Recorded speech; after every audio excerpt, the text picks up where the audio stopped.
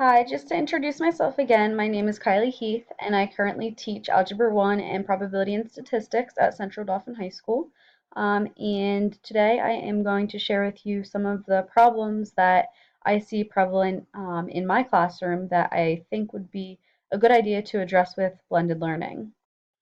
Identifying the problems or issues was not very challenging at all. However, thinking about them in terms of creating a SMART goal did provide some difficulties in meeting some of those requirements that make something a SMART objective. When I was deciding on the three problems to list here, I had the criteria of the SMART goals in the back of my head, so I was trying to um, select some issues that I knew would easily be transferable into a SMART objective. One of the first problems I thought of was that students come into Algebra 1 lacking some of the foundational skills that allow them to be more successful in the course. One way that this issue is addressed currently is that we can provide some extra practice to students individually through extra homework, extra worksheets, just those basic ideas. Some other options that we have is that we do have a period set aside called Math Help, where students can ask for a pass and use their study hall period to see a math teacher and get some extra help there. However, it's not very effective, especially because a lot of students don't take it upon themselves to get a pass and ask for the extra help if they think they need it. Another issue that I have in my classroom is that there just isn't enough time for students to get that in-class practice. After I deliver a lesson, there's only about 5 or 10 minutes left for the students to apply the skill that they just learned. So I really rely on them to get the practice outside of the classroom, which causes the issue of them not getting any immediate feedback or guidance if they're making mistakes. So they could potentially be completing an assignment entirely incorrectly, but because there isn't a teacher there available to give that feedback, the students are unaware of the mistakes that they're making. And finally, the last issue is that students often miss instruction due to illness, vacation, behavioral issues, and receiving ISS or OSS and extracurricular activities. There's really a whole slew of reasons as to why students may miss school, but when they return to class, I often have the issue of them being confused about the content that they missed because they weren't here for that lesson, and then therefore they have a hard time completing the assignments that went along with the lesson.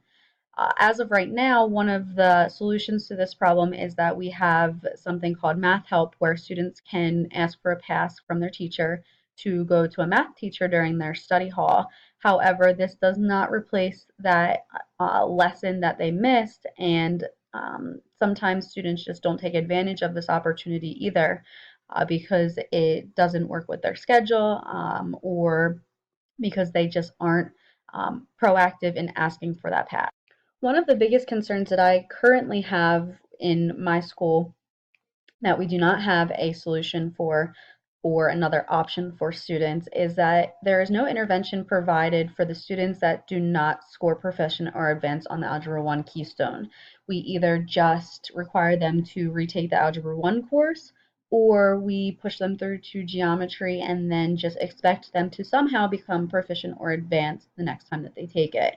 Another issue that I was just recently made aware of is that many of the different math courses, and I'm sure other subject areas as well, need new textbooks because they are completely outdated and there is no more online access because the licenses were purchased so long ago. So one of the issues that we are running into is that we need to decrease spending on hard copies of textbooks so that way we can provide the resources that we need for the courses with these outdated books, but do it in a timely manner. As of right now, we are trying to purchase these textbooks just for certain courses, a few each year, which makes it challenging because by the time we get through purchasing all of these new textbooks for each class and each course, then we're going to be right back where we started and need to start all over again.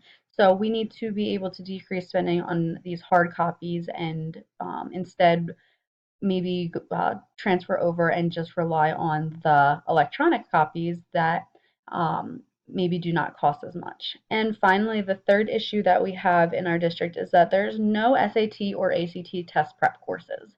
Currently, the scores for SATs in our district are decent. However, there are definitely some signs that show that students would benefit from a test prep course, and we currently do not offer that in our district.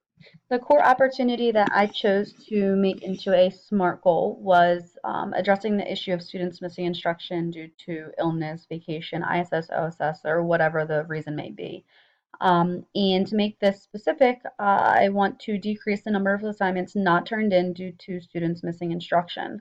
Usually what happens is they miss a lesson, they aren't understanding the content of the instruction that they missed, therefore they don't understand how to complete an assignment, and therefore they just don't hand the assignment in, resulting in a 0, which then affects their grade for that assignment, and furthermore impacts their assessment grade for that unit. So one way that I will measure this is that there will hopefully be 50% less missing assignments from students who are not present for instruction. So usually when a student misses a lesson and then does not hand an assignment in, I enter that into the gradebook with an A. So hopefully the amount of A's that I have starting now until the end of the marking period will decrease by 50%.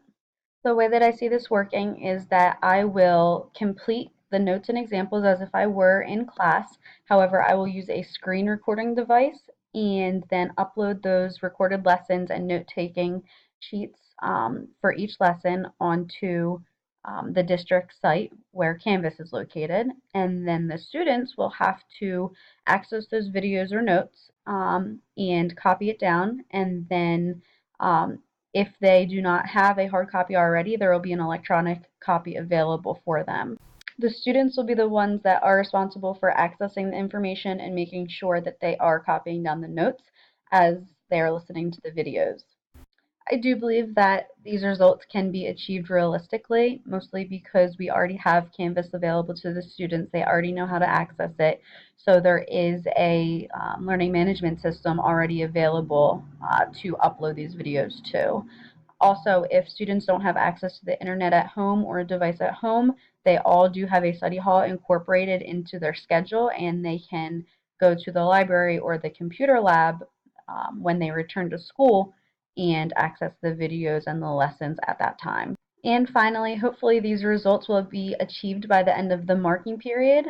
We just began the third marking period last week. So with incorporating this new strategy of uploading the lessons, students will no longer be missing anything if they're out of school. Therefore, they will be able to successfully complete the assignments and hand them in instead of receiving zeros for incomplete assignments from when they've missed instruction. The non-consumption opportunity that I decided to focus on was providing intervention for students who score basic or below basic on the Algebra 1 Keystone. And to be more specific, I would like to improve and strengthen students' Algebra 1 skills. The way that this will be measured is that hopefully students' scores will go from below basic to either basic or proficient, or if they score basic, their scores will go from proficient to advanced. This will be determined after they take the Algebra 1 Keystone exam, after they have been given the remediation. The students will be responsible to work through the remediation program that's selected, but it will be the teacher's job to select that program to be implemented, and it will also be the responsibility of the teacher to analyze the data to create small groups to hopefully possibly increase student achievement with having the opportunity to target some of those weak skills. This could be a realistic goal because there are many programs and resources that are out there to differentiate for individual students. Um, as long as an effective program is selected and there's time built into the student schedule, then I don't see why this could not be a possible realistic goal to meet. And lastly, the goal would be to have the results achieved by the next time the student takes the Algebra 1 Keystone. I'm looking forward to developing these goals further throughout the rest of these modules and hopefully be able to implement them into my actual classroom and see some growth and some positive changes within my classroom.